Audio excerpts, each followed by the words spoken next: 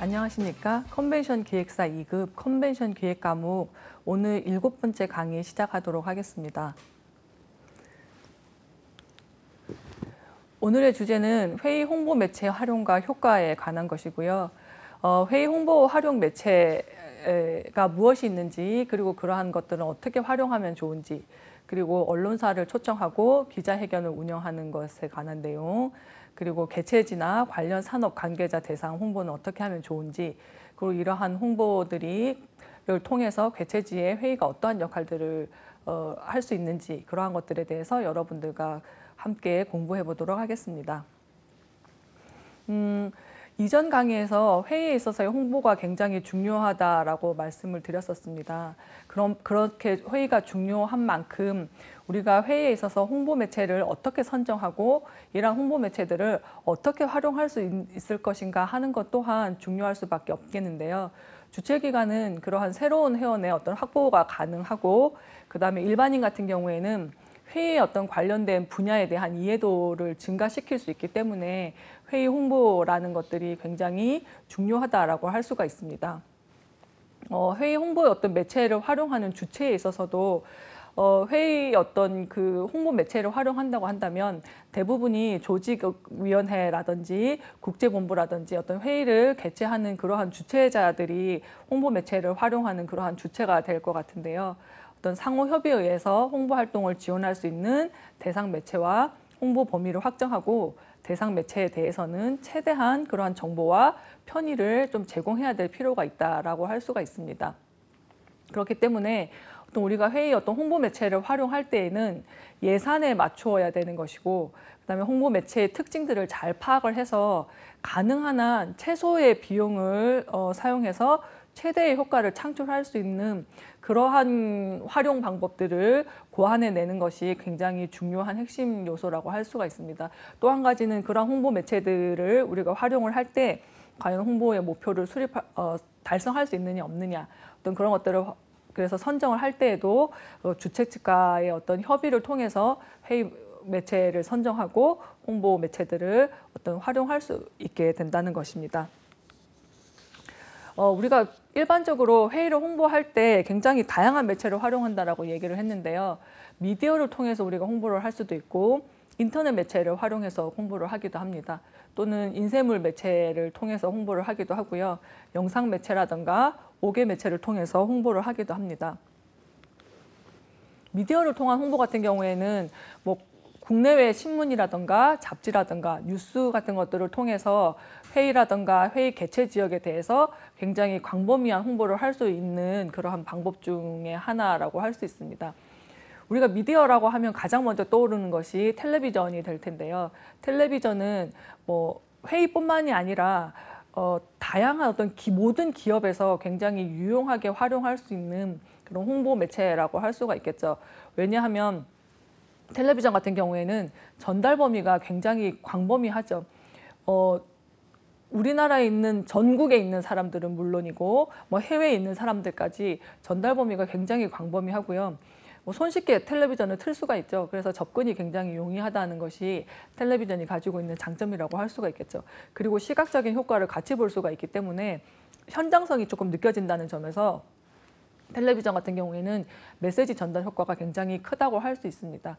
그런데 이러한 텔레비전 같은 경우에는 일반 대중을 대상으로 할 때 굉장히 유리하다는 점에서 텔레비전을 활용해서 어떤 홍보를 하는 경우들이 상당히 많이 볼 수 있어요. 근데 다만 회의 같은 경우에 있어서는 일반 대중하고는 조금 방법이 다르다 그랬어요. 그래서 텔레비전 같은 경우에는 또 회의 참가자를 위한 어떤 홍보 매체에 있어서는 간혹 부적절하기도 합니다. 왜냐하면 조금 더 세분화된 어떤 그 대상들을 우리가 선정을 해서 그 대상들을 타겟으로 홍보를 하는 경우들이 많기 때문에 누가 봐도 상관이 없는 그러한 그 일반 대중들을 대상으로 한 텔레비전 같은 경우에는 회의에 있어서는 좀 지양하는 경우들이 많다고 할 수 있습니다.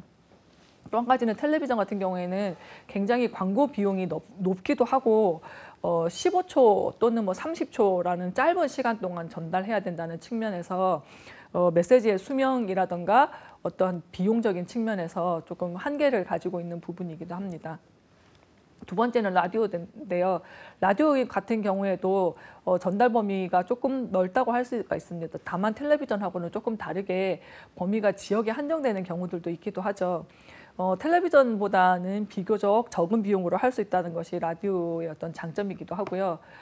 라디오 같은 경우에는 그 라디오 프로그램마다 어떤 청취자들이 조금 세분되어 있죠. 그래서 선호하는 라디오 프로그램들을 많이 듣는 경향들이 많기 때문에 청중들이 조금 세분화되어 있어서 회의를 홍보할 때 접근하기가 조금 쉽다라는 것이 장점이라고 할 수가 있죠. 근데 다만 라디오도 마찬가지로 메시지 노출 시간이 굉장히 짧기도 하고 라디오 같은 경우에는 이렇게 주의를 집중해서 듣는 경우가 별로 없고 다른 활동을 하면서 같이 듣는 경우들도 많기 때문에 그 주의 집중하기에는 조금 부족한 측면이 있다라는 것과 시각적 효과의 중요성을 말씀드렸었는데 라디오는 뭐 요즘 보는 라디오가 있기도 하지만 일반적으로 라디오 같은 경우에는 주로 청각만을 활용하고 있기 때문에 그러한 측면에서 조금 한계가 있다라고 얘기할 수가 있습니다. 세 번째는 우리가 신문도 미디어라고 얘기들을 하는데요. 신문 같은 경우에도 도달 범위가 굉장히 높고 관심 부분에 광고를 배치할 수 있다는 것입니다. 예를 들면 뭐 경제 섹션이라든지 사회라든지 문화라든지 뭐 이러한 신문들은 일반적으로 섹션별로 구분이 되어 있어서 우리가 필요한 섹션에 그 광고를 배치하게 되면 관심 대상자 또는 잠재 고객이 볼 수 있는 확률이 높다는 것이겠죠. 그리고 신문 같은 경우에는 신축성이나 굉장히 적시성 같은 것들을 가지고 있다는 것이 굉장히 장점이기도 하고요. 적시성이라는 것은 회의를 개최하기 전부터 회의를 개최하는 그 시점에 이르기까지 우리가 때를 봤을 때 적당한 타이밍에 어떤 신문에다가 홍보를 할 수 있다는 것이 굉장히 장점이고요. 단점이라고 한다면 독자라는 것이 굉장히 선택적으로 노출될 수 있다라는 것입니다. 그리고 마찬가지로 신문 같은 경우에는 헤드라인을 주로 많이 보고 가는 경우들도 많고 세세하게 읽는 사람들도 있지만 그렇지 않은 사람들도 있기 때문에 그런 측면에서 조금 주의를 집중하는 데 있어서는 한계를 가지고 있다라고 할 수가 있겠죠. 잡지 같은 경우에는 정보 내용을 가장 많이 전달할 수 있는 것이긴 합니다. 지금 미디어를 통한 홍보 중에서 텔레비전이나 라디오나 신문에 비해서 잡지 같은 경우에는 내가 담고 싶은 만큼 페이지를 할애받는다면 많은 정보들을 전달할 수 있다는 것이 잡지가 가지고 있는 가장 큰 장점 중에 하나라고 할 수가 있겠죠. 그리고 색채라든가 이러한 시각적인 효과들을 나타낼 수 있는 것이기 때문에 그런 측면에서 잡지라는 것이 장점을 가지고 있다는 것이고요. 특히나 회의 같은 경우에는 어느 정도 타겟팅이 정해져 있는 부분이 있죠. 회의를 물론 전시회 같은 경우에는 일반 대중들이 참가하는 뭐 전시회들도 많겠죠. 웨딩 박람회라든지 뭐 하우징 박람회라든지 그런 것들은 요즘에 뭐 일반 대중들도 많은 관심을 가지고 있는 전시회들도 있기는 하지만 회의 같은 경우에 있어서는 대부분 참가하는 사람들이 정해져 있는 부분 경향들도 있기 때문에 그런 측면에서 그 사람들한테 세분화해서 선택적으로 우리가 잡지를 선택하고 그 많이 보는 독자들이 있는 그러한 잡지를 선택해서 홍보를 할 수 있다는 것이 가장 큰 장점 중에 하나라고 할 수 있습니다. 그런데 단점이라고 한다면 잡지 같은 경우에 있어서는 광고를 배치함에 있어서 장시간의 준비가 필요하기도 하고요.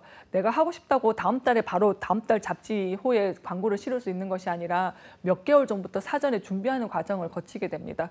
그렇게 해서 미리 계획을 수립하고 광고를 배치하는 것이기 때문에 그러한 시간이 조금 오래 걸린다는 것과 그다음에 했다가 뭐 취소하거나 할 때 어떤 그런 유연성이라든가 이러한 것들이 조금 부족하기도 하고요.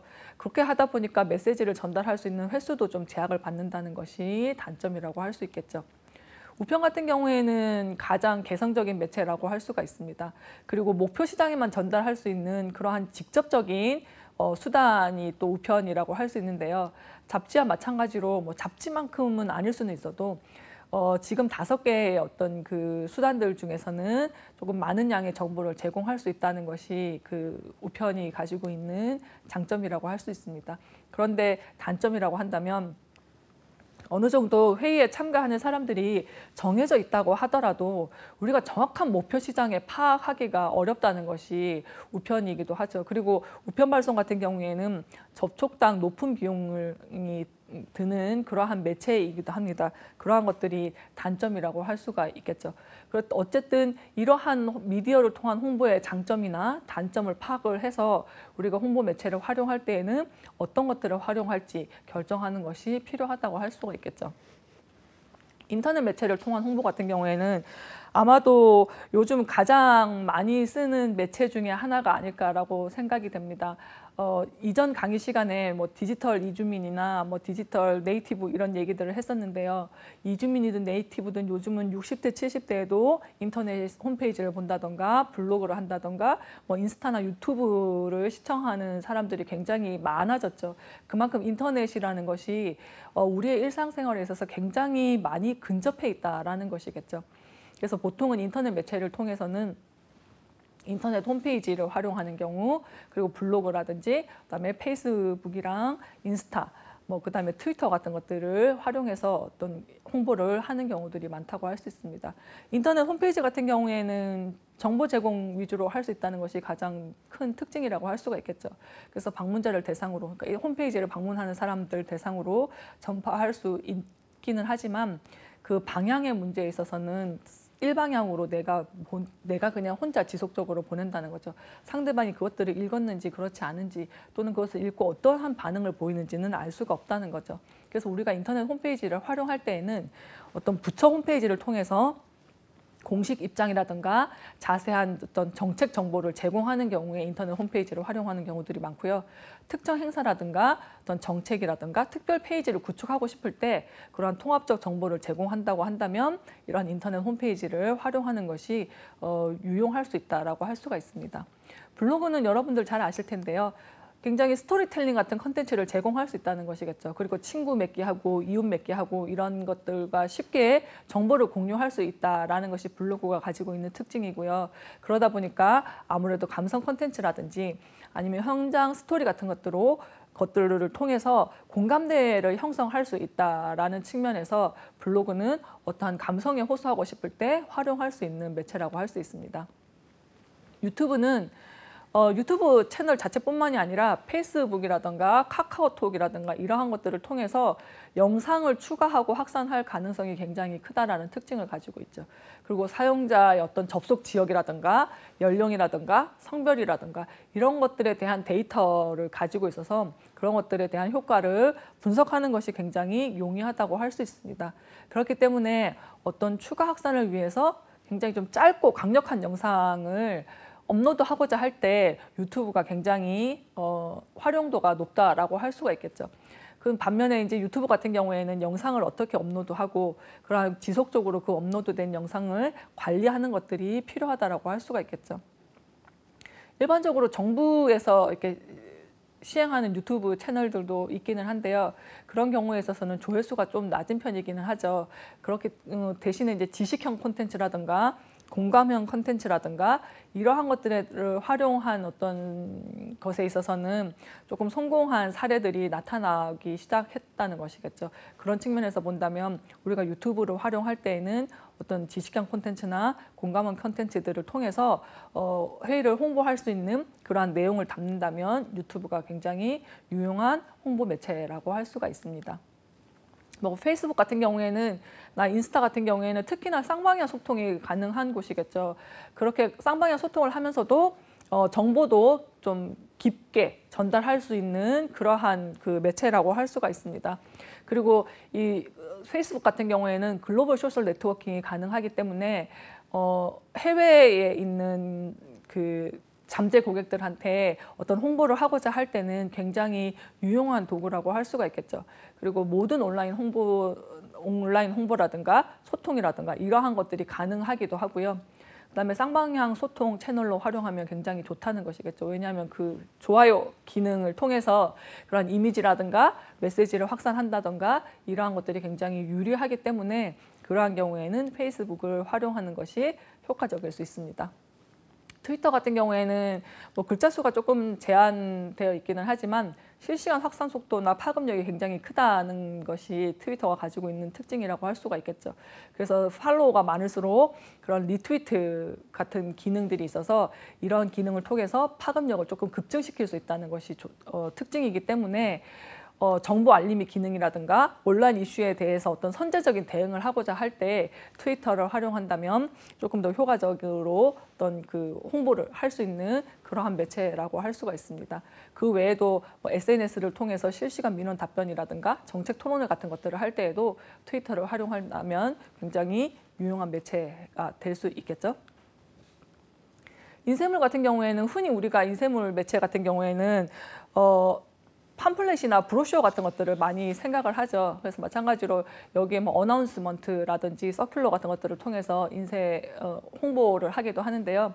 어나운스먼트 같은 경우에는 개최지라든가 개최 기일 등이 결정되는 그런 초기 단계에 관계자들한테 이러한 개최 사실들을 알리기 위한 어떤 알림장의 역할을 한다는 것이 어나운스먼트의 특징이라고 할 수 있습니다. 그래서 개략적인 개최 일시라든가 개최 장소라든가 회의명 같은 것들을 수록을 해서 관련 관계자들한테 배포하는 형식으로 활용을 할 수가 있다는 것이겠죠. 그래서 발신 용지에는 상명 이름이라든가 직업이라든가 연락처 그리고 참가 의향이라든가 아니면 그 자료 송부의 어떤 필요 유무라든가 뭐 그러한 것들을 묻는 항목 같은 것들을 만들어서 어떤 개최 규모의 결정을 위한 자료로 활용할 때 어나운스먼트는 굉장히 유용하게 활용할 수 있다고 할 수가 있겠죠. 서큘러 같은 경우에는 우리가 흔히 말하는 팸플릿을 얘기하는 건데요. 회의를 참가할 가능성이 있는 사람들한테 회의에 관한 정보를 알리고 참가를 권유하는 팸플릿입니다. 그래서 보통은 뭐 한 번만 보낸다기보다는 뭐 한 2차나 3차에 걸쳐서 어떤 팜플릿을 발송하기도 하는데요. 보통 1차 서큘러 같은 경우에는 개최를 1년 반 또는 1년 정도 앞두고 발송하는 경우들이 많고요. 참가 권유라든가 학술회의 같은 경우에는 어떤 논문 모집에 대한 내용들을 수록해서 보내기도 합니다. 2차 서큘러 같은 경우에는 이제 어느 정도 참여 의사를 알게 되고 그러한 참가자가 내정된 사람들한테 보내는 것이기도 하고요. 이런 경우에는 뭐 학술회의 논문 모집에 대한 내용들을 1차 때 수록을 했었는데 논문을 아직까지 제출하지 않은 사람들에 대한 어떤 그 제출 독려라든가 이런 내용들이 포함될 수가 있겠죠. 그래서 최종 결정 사항들을 통보하기 위해서 소책자로 만들어서 활용하는 경우들이 많고요. 마찬가지로 회의 명칭이라든가 개최 일시라든가 환영사라든가 사용 언어 아니면 등록에 관한 제반 사항들에 대한 내용들을 수록을 해서 배포를 하게 됩니다. 네 번째는 영상 매체를 통한 홍보인데요. 영상 매체 같은 경우에는 뭐 비디오라든가 테이프라든가 CD라든가 필름이라든가 이러한 것들을 제작해서 활용하는 방법이기도 합니다. 그래서 회의 개최 어떤 홍보라든지 아니면 참가를 권유한다든지 아니면 개최지를 소개한다든지 이러한 내용들을 담아서 홍보문을 만들 때 주로 영상 매체를 활용하면 굉장히 유용할 수 있다는 것이겠죠. 그래서 회의 유치라든가 개최를 위한 목적으로도 활용되기도 합니다. 그래서 회의 유치하기 전에 뭐 예를 들면 회의 유치를 어떻게 할 것인지 어느 나라가 할 것인지 결정하게 될 때 뭐 프레젠테이션을 할 때 이러한 영상 매체를 활용하기도 하고요. 또 개최지 같은 것들을 조금 홍보하고 싶을 때 영상들을 활용하기도 하죠. 우리나라 같은 경우에도 한국관광공사 같은 경우에서 물론 뭐 유튜브 같은 채널들을 통해서 요즘은 영상 매체들도 많이 업로드하기도 하는데요. 이러한 그 영상물들을 활용해서 홍보를 하는 경우들이 점점 증가하고 있다라고도 할 수 있습니다. 아마 유튜브라는 채널이 나타나고서부터 이러한 영상 매체들에 대한 어떤 그 홍보 방법이 훨씬 다양하고 조금 쉬워졌기 때문에 영상 매체를 통한 홍보들도 많이 활용하고 있는 편이기도 합니다. 다섯 번째는 5개 매체를 통한 홍보인데요. 여기 보시면 뭐 사진에 저렇게 여러 가지 그림들이 나와 있기는 한데요. 공항이라든가 행사장이라든가 숙박호텔 어떤 주변 시설물이라든가 이러한 곳에 회의를 알릴 수 있는 현판이나 조형물이라든가 현수막이라든가 아니면 가로등 배너 같은 것이라든가 유도 사인 같은 것들을 이용해서 참가자 어떤 환영이나 회의를 홍보하고 싶을 때 주로 활용할 수 있는 것들이라고 할 수 있습니다. 일반적으로 우리가 컨벤션 센터라든지 회의를 개최하는 그러한 호텔 주변에 가면 이러한 가로등 배너 같은 것들을 여러분들 많이 보셨을 것 같아요. 뭐 하다못해 올림픽공원이라든지 이런 데 가도 콘서트를 할 때에도 뭐 누가 몇 월 며칠 날 언제 합니다 하고 가로등이라든지 뭐 전봇대 같은 곳에 이런 배너들을 설치한 것들을 많이 볼 수 있는데요. 회의에 있어서도 회의를 개최하는 회의 개최 일시와 회의 장소, 회의 주제 등의 어떤 내용들을 담아서 가로등 배너들을 많이 설치하고 그 배너들이 있는 곳은 회의를 개최하는 곳이 조금 가까워졌구나를 알 수 있는 그런 유도 사인의 역할까지도 같이 할 수 있기 때문에 특히나 어떤 참가자를 환영한다는 의미에서 또는 오는 길을 알려주기 위한 어떤 그러한 도구로서도 5개 매체들을 통해서 홍보를 하기도 합니다. 뭐 일반 기업들 같은 경우에는 아예 어떤 그 건물 같은 곳에 자신의 어떤 로고라든지 그 기업을 표현할 수 있는 것들을 설치해서 그러한 건물의 5개 광고나 5개 매체를 활용해서 홍보를 하기도 하죠. 그래서 회의도 마찬가지로 이러한 많이 주로 이제 가로등 배너 같은 것들을 가장 많이 회의에서는 쓰기도 하고요. 그 외에 현수막도 많이 쓰는 5개 매체 중에 하나고요. 조형물 같은 경우에는 좀 큰 회의 같은 경우에는 조형물 같은 것들을 활용해서 회의 개최 장소임을 조금 알리는 그러한 활동들도 많이 볼 수가 있습니다. 그래서 뭐 이런 식으로 회의 어떤 홍보 매체를 미디어라든지 또는 인쇄물이라든지 영상이라든지 또는 그러한 인터넷을 통해서 어떤 회의의 홍보 매체들이 어떤 것들이 있고 이러한 것들이 어떤 특징을 가지고 있고 장점과 단점은 무엇인가를 우리가 알아봤기 때문에 이러한 내용들을 통해서 우리가 홍보 매체를 선정하는 데 활용을 할 수가 있겠습니다. 여기 지금 조금 이렇게 매체 선택 방법에 대해서 사례를 적어놨는데요. 회의 성격에 따라서 어떤 매체를 선택하면 좋을까, 매체를 선택할 때 어떻게 하면 좋을까 하는 것들을 잠깐 좀 보여줄 수 있는 부분이기도 합니다. 회의 성격 같은 경우에는 강제적인 성격의 어떤 회의가 있을 수도 있고 이 회의를 통해서 동기를 부여하고자 하는 그런 동기부여적인 성격이 있을 수도 있고 또는 기업 회의라든지 또는 자발적인 참여 성격의 회의가 있을 수도 있고 일반 대중적인 성격의 회의가 있을 수도 있다는 거죠. 강제적 성격의 회의라는 것은 회의 참가 장소라든가 일정 같은 것들을 참가자한테 지시하고 재반 비용을 주최 측에서 지출하는 것이 특징이라고 할 수 있는데요. 왜냐하면 아무래도 강제적 성격을 띠다 보니까 자발적인 참여 같은 경우에는 내가 비용을 하고서라도 그 회의에 참여하겠다라는 것이지만 강제적 성격인 같은 경우에는 내가 가고 싶든 가고 싶지 않든 꼭 가야 되는 것이기 때문에 일반적으로 비용 같은 경우에는 무료가 많거나 아니면 있다고 한다면 주최 측에서 비용을 지출하는 그러한 경우들이 많죠. 이런 경우에 있어서는 아무래도 강제적인 성격이다 보니까 이 행사가 얼마큼 중요한지, 왜 꼭 이 행사에 강제적으로라도 참석해야 되는지 하는 그런 행사의 중요성을 좀 전달할 수 있는 매체를 선택하는 것이 좋겠죠. 그래서 또는 참가자가 이런 회의에 참석함으로 인해서 조직이라든지 참가자 개인이라든지 한테 가져갈 수 있는 어떤 혜택이나 가치 이러한 것들을 고려해서 매체를 선택을 해야 되는 것이겠죠. 동기부여적 성격은 이벤트성 회의처럼 참여하는 것만으로도 어떤 주의 인정을 받는 그러한 회의들이 있겠죠. 그러면 그러한 회의 같은 경우에는 너무나도 가고 싶어 하는 회의일 수 있겠죠. 그런데 이런 회의 같은 경우에는 참가하지 못한 사람들한테 어떠한 그 자극을 주기 위한 그러한 극적인 초대 방법 같은 것들을 연출할 수 있는 그러한 매체를 선택하는 것이 굉장히 어떤 효과적으로 홍보 목표를 달성할 수 있는 방법이라고 할 수가 있습니다. 기업회의 같은 경우에는 일반적으로 기업회의 같은 경우는 어느 정도 저런 그 앞에서 얘기했던 강제적인 성격을 가지고 있죠. 그래서 기업의 어떤 유통업이라든가 프랜차이저, 뭐 판매 대표, 업계 주체들이 한 자리에 모이는 회의들이 있을 수도 있고 기업 내부의 어떤 회의가 있을 수도 있고 그래서 기업 내부의 회의 같은 경우에는 강제적인 성격이 조금 많을 수 있을 것 같고요. 다른 대표들이나 뭐 주체들이 한 자리에 모이는 기업 회의 같은 경우에는 참가자들 사이에 조금 친밀감이라든가 신뢰도를 유도할 수 있는 그런 매체를 선택하는 것이 좋다라고 할 수 있습니다.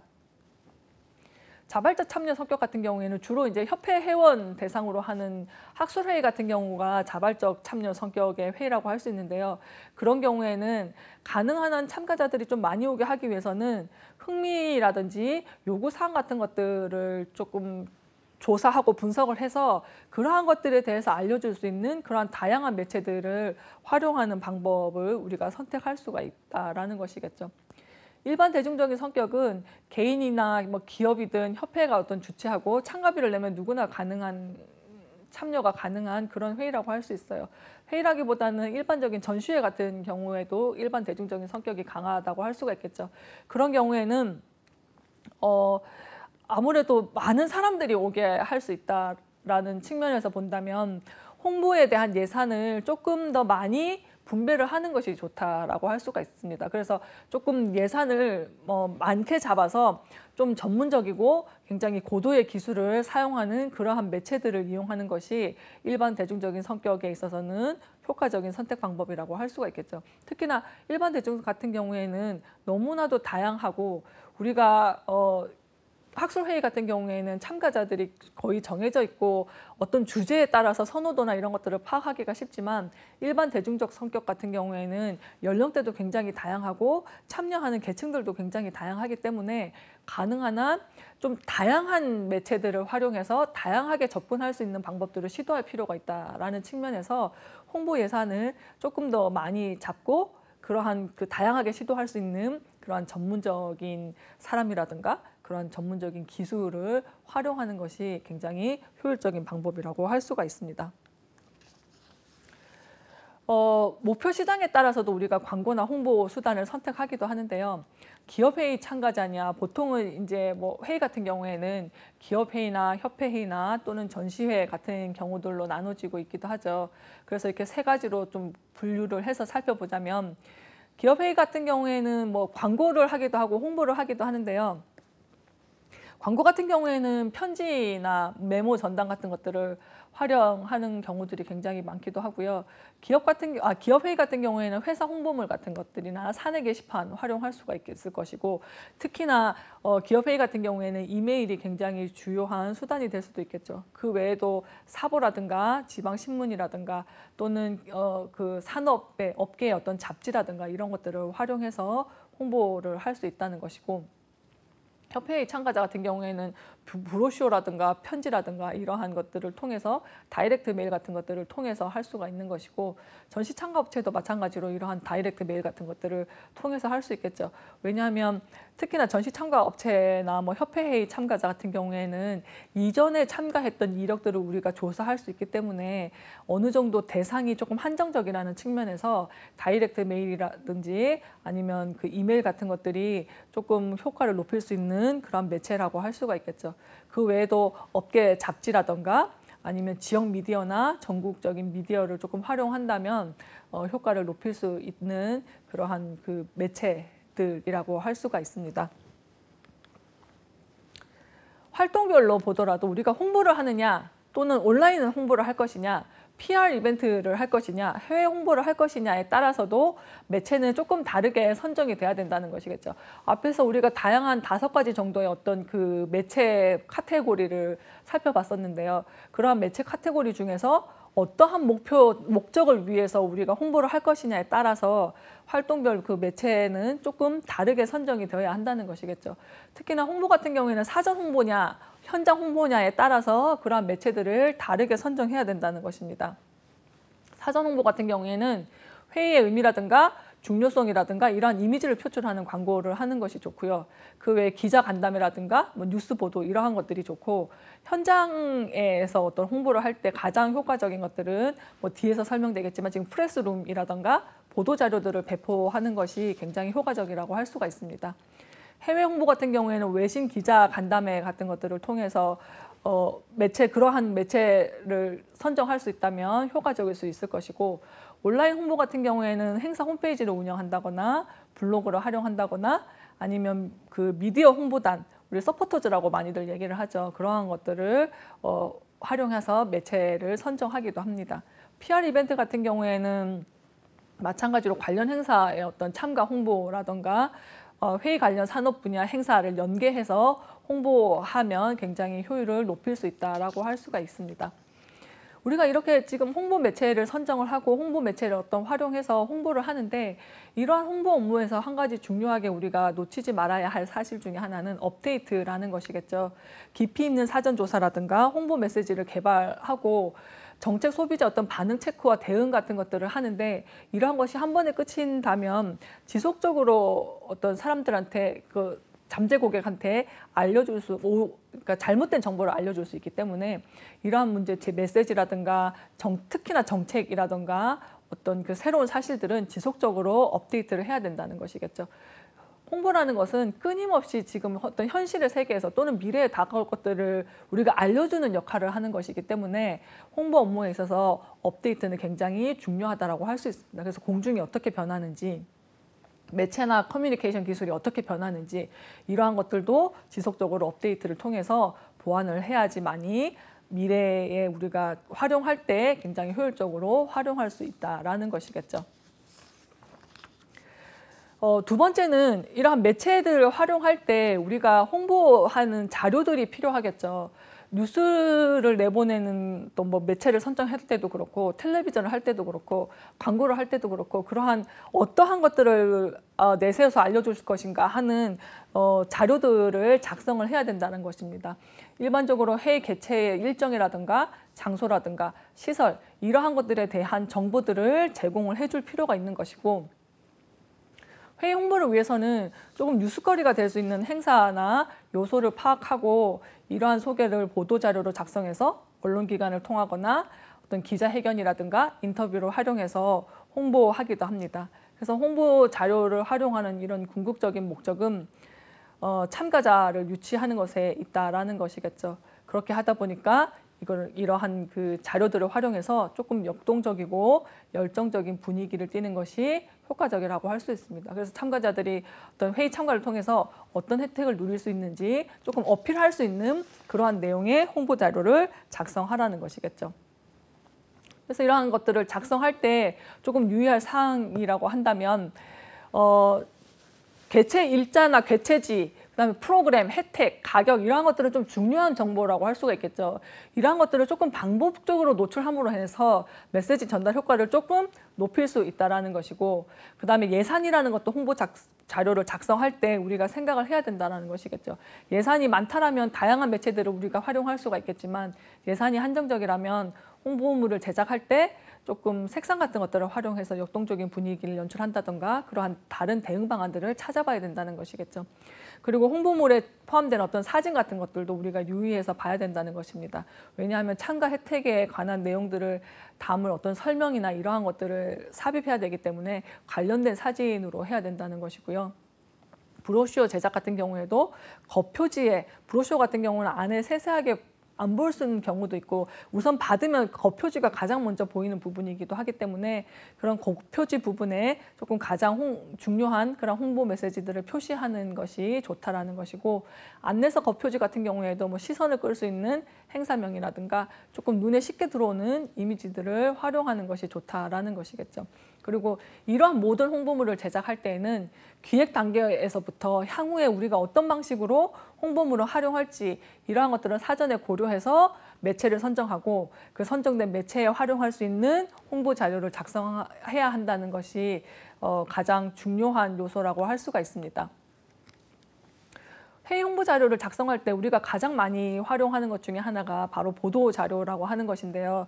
보도 자료라는 것은 일반적으로 우리가 언론 매체를 우리가 활용할 때 이러한 보도 자료를 제공해서 행사와 좀 관련된 그런 호의적인 내용들을 보도할 수 있게끔 하는 것입니다. 특히나 언론 보도 같은 경우에는 굉장히 신뢰성을 가지고 있다는 측면에서 회의 홍보 매체로서 많이 활용되기도 합니다. 그래서 보도자료 같은 것들을 우리가 작성을 해서 언론사에게 전달을 함으로 해서 홍보를 할 수 있는 그런 방법이기도 한데요. 이런 보도자료 같은 경우에는 좀 간결하고 알기 쉬운 형태로 작성을 하는 것이 좋고, 배포일 같은 것들도 우측 상단에 주로 많이 표시를 하기도 합니다. 그리고 전화번호라든가 이 행사 담당자 연락처를 포함하는 내용들을 담고 있고요. 보도 자료에는 누가 무엇을 어디서 언제 왜 하느냐는 그런 행사 관련한 제반 정보 사항들을 포함해서 보도 자료를 작성해야 된다는 것입니다. 그래서 회의 관련 정보를 조금 뉴스화해서 전달하는 방식이기 때문에 회의 내용들에 대해서 조금 신뢰성을 가질 수 있는 그러한 광고하고는 조금 다른 내용의 어떤 우리가 쉽게 생각하면 신문에 실른다고 생각을 하고 보도자료를 작성하면 된다는 것이겠죠. 그래서 보도자료는 굉장히 간결하게 한 페이지 또는 두 페이지 정도로 작성해서 주기 때문에 우리가 조금 더 많이 알려주고 싶은 그러한 구체적인 내용이 있다라고 한다면 부침 자료로 작성해서 전달하는 것이 좋다라는 것입니다. 보통은 그림에서 보는 것처럼 상단에 보도자료, 그래서 보통은 엠블럼이나 뭐 부서명, 그다음에 담당자 연락처 이러한 것들이 들어가고요. 우측 상단에는 앞에서 얘기했던 그런 배포 일자가 들어가고 보통은 저렇게 헤드라인이 딱 보여서 어떠한 주제의 내용인지를 알 수 있게 그렇게 작성하는 것이 중요하다고 할 수 있습니다. 보통은 소개문이라든지 보도자료라든지 자료표 또는 주최기간 혹은 행사 안내서, 이미지 자료, 뭐 티켓, 포스터 이러한 것들을 주로 보도 자료에 담아 놓기도 합니다. 두 번째 우리가 활용할 수 있는 그 홍보 자료를 작성해야 되는 것 중에 하나는 프로그램 안내서라든지 브로슈어 같은 것들을 작성할 때 우리가 그 내용들을 미리 사전에 준비할 필요가 있다는 거죠. 그래서 참가를 독려할 만한 그런 구체적인 내용을 제공하는 것이 프로그램 안내서나 브로슈어 작성할 때는 훨씬 효과적이라고 할 수가 있습니다. 그래서 행사의 가치를 조금 전달하고 응답을 유도하기도 하고 세분화된 어떤 각각의 표적 시장의 그런 주요 목표에 대해서도 언급하는 것이 필요하다라고 할 수가 있겠죠. 그래서 일반적으로 우리가 회의 프로그램 안내서라든가 브로슈어에 포함되는 내용들은 보도자료와 마찬가지로 프로그램 일자라든가 시간, 프로그램명, 주최기간, 장소 이러한 중요한 내용들은 물론 들어가야 될 것이고 그 외에도 참가자라든가 참가 목적, 그리고 사교 행사나 회의 전후 프로그램 같은 것들, 보도자료보다는 조금 더 어떤 구체적인 내용의 이나 조금 더 많은 양의 내용들을 안내서나 브로셔에는 포함할 수가 있겠죠. 그래서 후원기간이라든가 연사에 관한 정보라든가 또는 참가비나 어떤 등록 양식 같은 거, 그 외에도 숙박 관련 정보라든가 뭐 참가자 대상 제공 프로그램, 뭐 이러한 또는 특별 이벤트가 있다면 그러한 이벤트나 뭐 사후 관광 프로그램 같은 것들, 그다음에 식사나 기념품이나 참가비 같은 이러한 혜택 제공은 뭐가 있는지, 그 외에 문의는 누구한테 하는지, 담당자 표기는나 이런 것들이 필요할 것이고 로고나 테마 같은 것들이 안내서와 브로셔에는 주로 많이 포함되는 내용입니다. 예를 들어서 행사 교육 프로그램에 참가할 때 어떠한 서티피케이션이나 수료를 확인할 수 있는 그런 것들이 필요하다면 뭐 C크레딧이라고 해서 거기와 관련된 내용들도 안내서나 브로셔에 포함이 되어야 될 것이고요. 이러한 안내서나 브로셔는 요즘은 오프라인으로 인쇄물로 많이 하기도 하지만 인터넷이라고 이브로셔도 많이 활용하고 있기도 하죠. 특히나 이브로셔 같은 경우에는 홈페이지에 뭐 바로가기 버튼이라던가 여기에 보이는 것처럼 그림에 보이는 것처럼 뭐 사전 등록 버튼을 눌러서 버튼을 누르면 바로 사전 등록까지 하게 할 수 있는, 그렇게 함으로 해서 참여를 유도할 수 있는 그러한 방법이기도 합니다. 그렇기 때문에 이 브로셔 같은 경우에는 반드시 사전 등록 버튼이나 그다음에 회의와 관련된 좀 더 많은 정보를 줄 수 있는 홈페이지 바로가기 버튼 같은 것들은 반드시 생성해야 될 필요가 있다고 하겠죠. 세 번째는 홍보 영상물 제작할 때도 우리는 홍보 자료가 필요하기도 한데요. 홍보 영상물 같은 경우에는 굉장히 시각적인 효과를 줌으로 인해서 흥미와 관심을 좀 끌 수 있게 할 수 있는 매체라고 할 수가 있겠죠. 그래서 내용적으로는 회의의 어떤 중요성이라든가 어떤 그 회의의 가치를 전달할 수 있는 그러한 내용을 담는 것이 좋고, 그러한 내용들은 잠재 고객들 또는 예상 참가자들한테 조금 설득력 있게 전달하는 어떤 메시지 기능이 굉장히 중요하다고 할 수가 있습니다. 특히나 홍보 영상물 같은 경우에는 어떤 영상물의 형태라든가 방영 시간이라든가 이러한 것들을 고려해서 영상물의 내용을 결정해야 될 것이고요. 가능하면 조금 고도의 기술, 실력 있는 기술을 가지고 있는 영상물 제작 업체를 선정해서 제작하는 것이 훨씬 효과적이라고 할 수가 있겠죠. 왜냐하면 그 영상의 어떤 품질이라든가 영상에 들어가는 내용 같은 것들에서 차이가 발생할 수도 있기 때문에, 특히나 홍보물 영상 같은 경우에는, 특히 이렇게 방영 시간 같은 경우에는 그 잠재 고객들, 참가자들이 주로 그 매체를 볼 수 있는 시간대에 방영을 해야 된다는 것 측면에서 방영 시간 같은 경우에는 홍보 영상물 제작할 때에는 반드시 고려해야 될 것이고, 그거와 마찬가지로 영상물의 내용 같은 경우에도 중요한 역할을 한다고 할 수가 있겠죠. 보통 회의 같은 경우에는 홈페이지들을 많이 만들어 놓고 있죠. 그렇기 때문에 홈페이지에 들어갈 그런 웹사이트 콘텐츠를 제작하는 것들도 우리가 홍보 자료를 작성하는 그 업무 중에 하나라고 할 수 있습니다.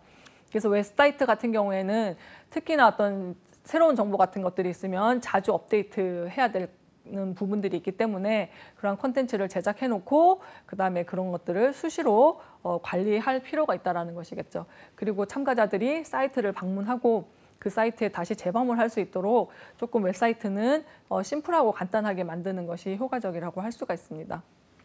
웹사이트도 마찬가지로 연사 정보라든지 어떤 최신의 보도 자료라든지 또는 그 회의를 통해서 알려진 어떤 그러니까 보도된 뉴스나 어떤 언론 매체가 있다면 그러한 것들도 같이 콘텐츠에 포함하기도 하죠. 그리고 참가하는데 뭐 유명 인사나 연사가 있다면 그런 연사들의 어떤 사진이나 양력 같은 것들, 그리고 주요 정보 같은 것들은 링크할 수 있는 그런 링크 사이트 같은 것들도 웹사이트 콘텐츠에는 포함이 되도록 할 수 있는 것이겠죠.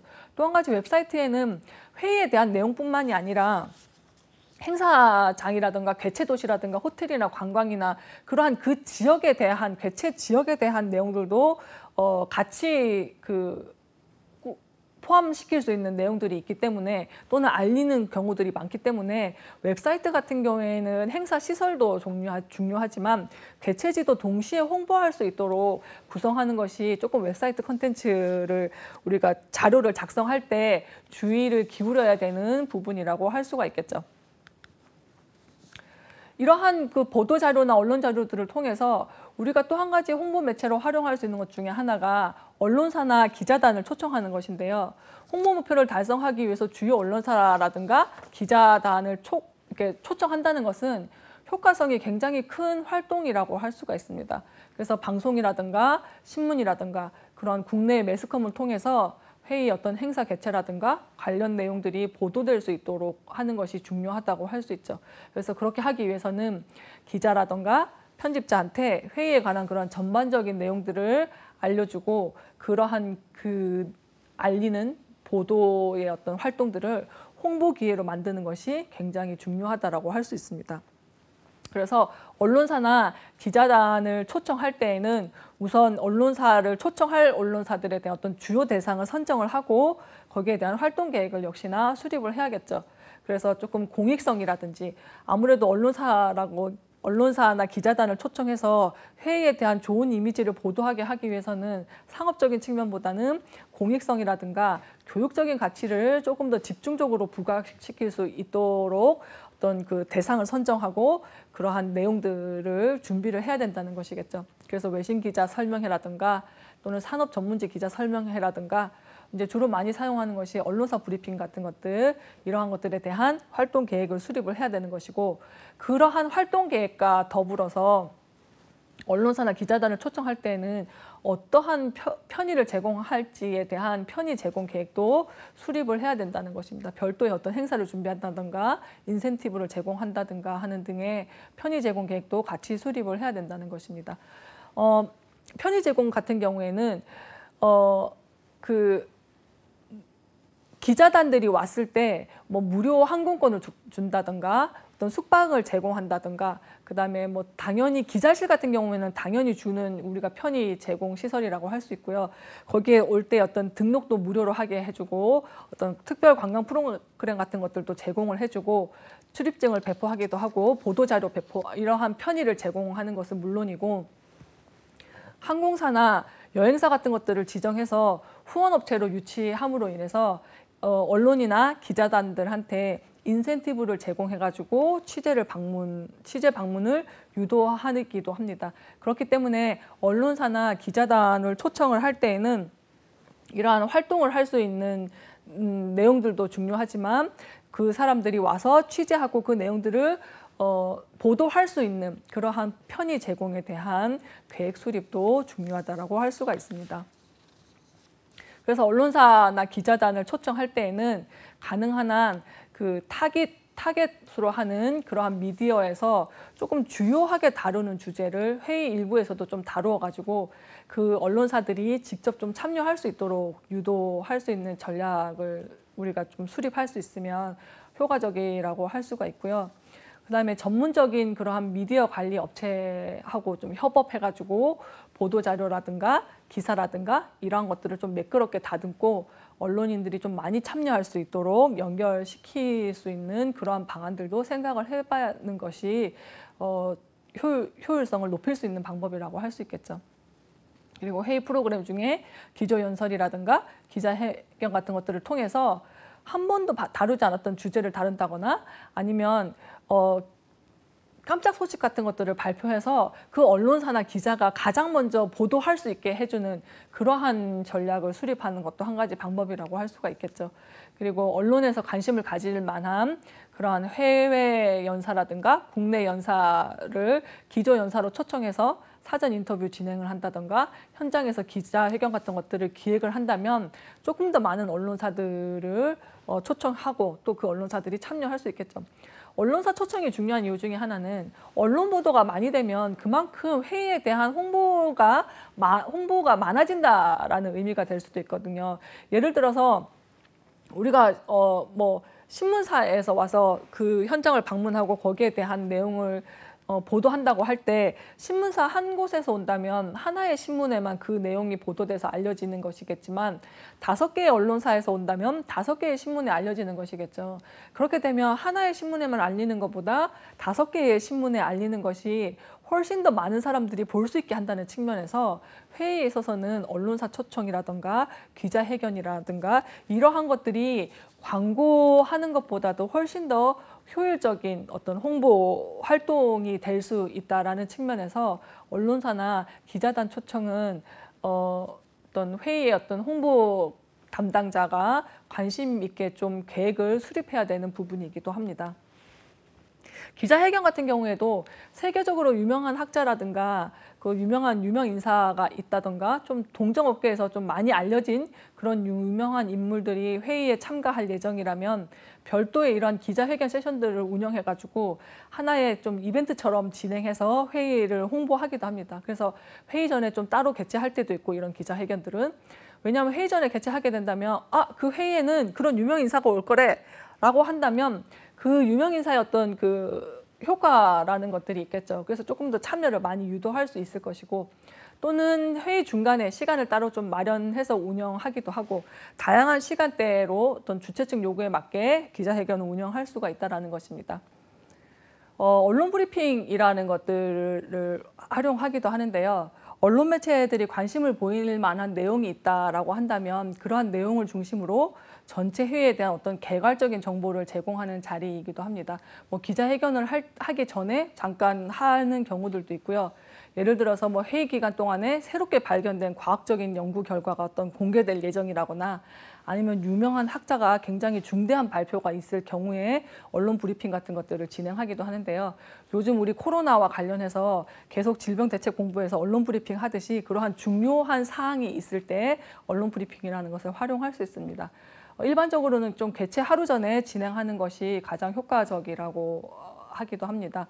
또는 행사 일정 전반에 걸쳐서 VIP 참가가 예정되어 있다면 매일 아침 조찬 브리핑 같은 것들을 진행할 수도 있고요. 회의 중간이라든가 쉬는 시간에 배치해서 이런 언론 브리핑 운영의 효율성을 조금 제고할 수도 있습니다. 언론 브리핑 같은 경우에는 우리가 활용을 한다고 한다면 프레스키트라는 것들을 준비하기도 하는데요. 프레스키트는 기자회견 할 때도 물론 준비할 수 있는 것이고 언론 브리핑 할 때도 준비할 수 있는 것이기는 한데 우리가 흔히 등록 가방이라고 얘기들을 많이 합니다. 그래서 공식 언어로 제작한 것을 준비해서 프레스룸이라든가 그러한 미디어 등록 부스에서 배포를 하기도 하는데요. 그럼 프레스 키트에 들어가는 내용물들은 명찰이라든가 기념품, 또 프로그램북이라든가 공식 서신이라든가 해외와 관련된 어떤 주요한 정보들을 담은 그러한 내용들, 그리고 브로셔라든가 각종 초대장 같은 것들을 프레스 키트 내용물로 포함할 수가 있습니다. 그래서 다양한 세션이라든가 연사라든가 뭐 제품이라든가 이런 뉴스거리가 될 수 있는 그러한 주요한 정보들을 매일 업데이트해서 프레스룸에 배치해 놓는다면 훨씬 더 효과적으로 우리 그 회의의 어떤 내용에 대한 것들을 알려줄 수가 있다라는 것이겠죠. 그 외에도 뭐 해당 기관 대상 보도 협조 요청 공문이라든가 표지나 제공 기사 전문이라든가 뭐 브로셔라든가 여러 가지 각종 행사 초대장이라든가 이러한 것들을 준비할 수 있는 것입니다. 이런 프레스 키트에 무엇을 담아야 하는 내용인가 하는 문제들은 기출 문제로도 많이 나왔던 문제이기도 하기 때문에요. 여러분들이 조금 그 내용물 정도는 기억해 놓는 것이 좋을 것 같습니다. 그 외에도 기자단, 보통 언론 브리핑 할 때는 기자들이 오니까 그런 기자단들의 어떤 예약석을 준비하는 것도 하나의 어떤 그 배려라고 할 수가 있겠죠. 우리가 언론사를 초청하고 기자회견들을 운영할 때 즉흥 인터뷰를 하는 경우들이 있는데요. VIP나 유명 인사가 회의에 참가할 때 계획이 없던 그러한 인터뷰가 즉흥적으로 진행되기도 합니다. 이러한 것들을 스크럼이라고 얘기를 하기도 하는데요. 행사에 참가할 예정인 어떤 유명 인사나 VIP가 있다면 그런 즉흥 인터뷰에 응할 의사가 있는지 사전에 좀 미리 파악을 해서 만약에 있다라고 한다면 즉흥 인터뷰를 진행하면 되는 것이고, 만약에 즉흥 인터뷰 진행 의사가 없는 경우에는 조금 경호를 철저히 해서 장소에서 장소로 이동을 할 때 방해받지 않도록 그러한 언론사들이 뭐 즉흥적으로 인터뷰 요청을 하는 경우들이 발생할 수 있는데 그러한 것들을 조금 보호해 줄 수 있도록 준비를 해야 된다는 것이겠죠. 그리고 언론의 어떤 행사 관련된 보도 분량 같은 경우에는 일정 부분 어떤 외부적 요인의 영향을 받을 수밖에 없어요. 그렇기 때문에 이러한 그 행사 관련 보도회 같은 경우에는 분량이라든가 시간대 선택이 굉장히 중요하다라고 할 수가 있겠죠. 그래서 바쁜 시간대를 좀 피해서 이러한 보도 자료들을 제출을 해야지만이 언론사나 기자단들도 그것들을 볼 수 있는 시간들이 있는 것이고, 또 지역이라든가 국가라든가 그러한 국제 뉴스 같은 것들을 좀 두루두루 파악을 해서 행사 관련 자료 보도에 적합한 그러한 시점을 파악을 해서 언론 자료를 배포하는 것이 조금 더 효율성을 올릴 수 있는 방법이라고 할 수가 있습니다. 마지막 개최지와 관련 산업 관계자 대상 홍보라고 얘기를 하고 있는데요. 관련 산업 관계자 같은 경우에는 쉽게 말해서 홍보라고 우리가 얘기를 한다기보다는 어떤 협력 관계를 지속적으로 좀 구축하는 것이 필요하다라고 얘기를 할 수가 있습니다.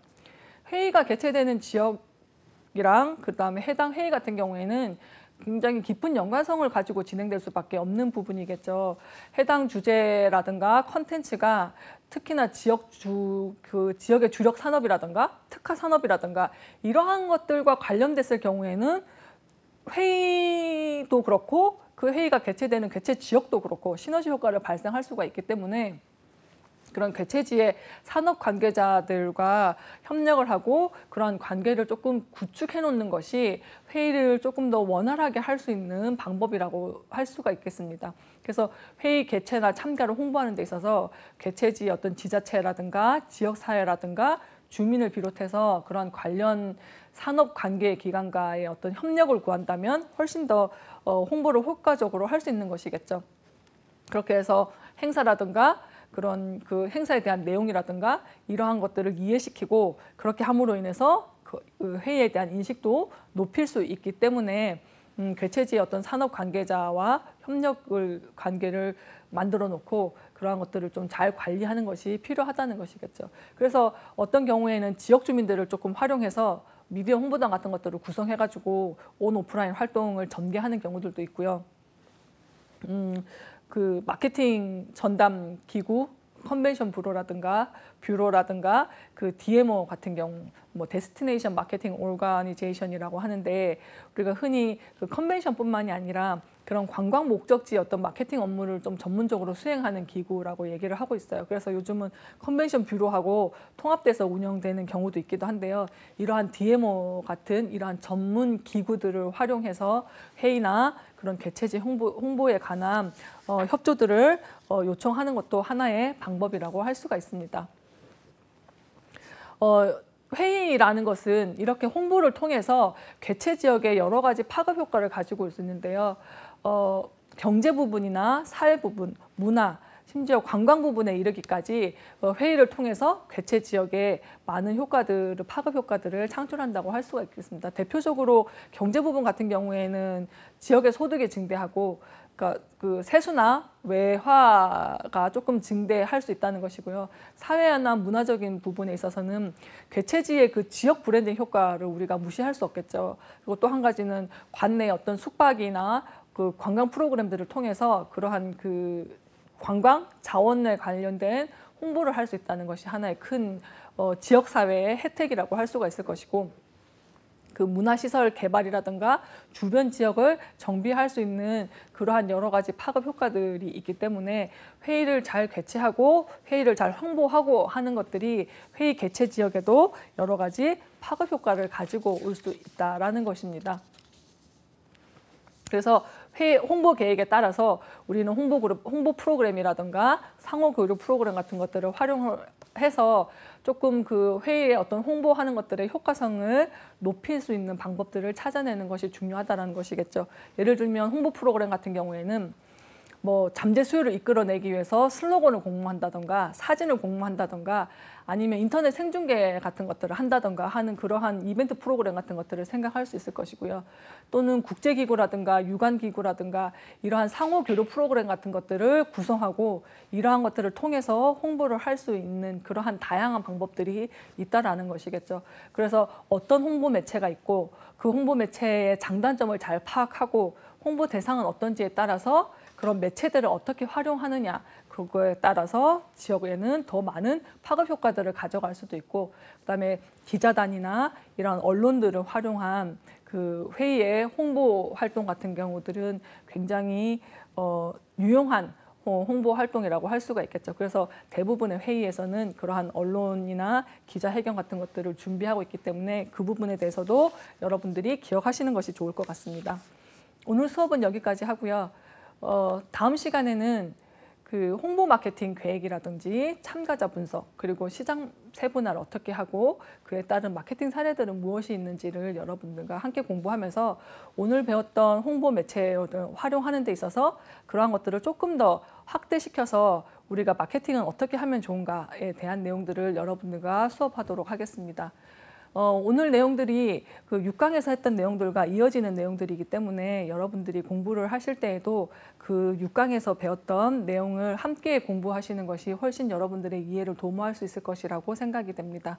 오늘도 여러분들한테 많은 도움이 되었길 바라면서 오늘 수업은 여기까지 하도록 하겠습니다. 감사합니다.